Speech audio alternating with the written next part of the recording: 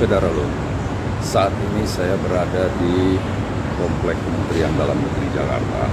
Saya khusus kemari karena dijadwalkan esok insyaallah akan ada pelantikan PJ Gubernur Aceh.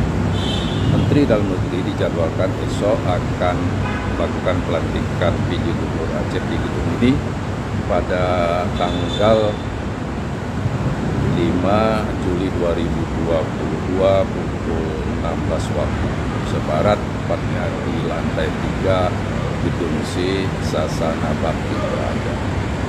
Belum disebutkan siapa yang akan dilantik, tapi banyak beredar kabar nama-nama yang akan dilantik sudah beredar di tengah masyarakat.